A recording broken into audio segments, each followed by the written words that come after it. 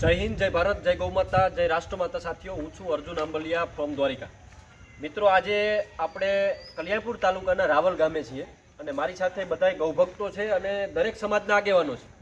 મિત્રો, ખાસ આજનો જે મુદ્દો છે, આમ તો આખા ગુજરાતમાં આ પ્રશ્ન છે, કારણ કે મિત્રો 1962ની જે સરકારની સુવિધા છે એ સુવિધા બદલ સરકારને આપણે ખૂબ ખૂબ ધન્યવાદ આપીએ છીએ।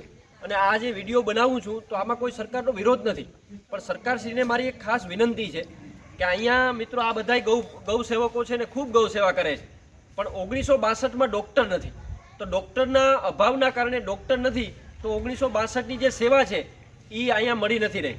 અને બીજું મિત્રો, આ ખરેખર અહીંયા એક પશુ દવાખાનું આવેલું છે, સરકારી દવાખાનું છે, 1.5 કરોડ રૂપિયાના ખર્ચે આ સરકારી દવાખાનું બનેલું છે, પણ મિત્રો અત્યારે ધૂળ ખાઈ રહ્યું છે।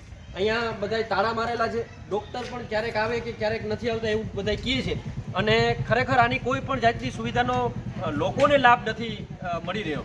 તો આ વિડીયોના માધ્યમથી સરકારશ્રીને અને લાગતા વળગતા રાજકીય આગેવાનોને મારી નમ્ર વિનંતી છે કે આ કોઈ વિરોધ નથી, સરકારની અમે સાથે છીએ, સરકારની આ યોજના છે એને ખૂબ ખૂબ બિરદાવીએ છીએ। અને આ 1962ની જે સુવિધા છે એ તાત્કાલિક આ 10 ગામમાં ચાલુ થાય એવી આ બધા ગૌભક્તો વતી અમારી માંગણી છે। અને બીજું, આ પશુ દવાખાનું છે 1.5 કરોડ રૂપિયાનો ખર્ચ કરી અને જો બનાવવામાં આવ્યું હોય તો આની સુવિધા અહીંયા લોકોને લાભ મળવો જોઈએ। અહીંયા દ્વારકાધીશ ગૌ સેવા આવેલી છે અને ખૂબ સારું ગૌ સેવાનું કામ કરી રહી છે।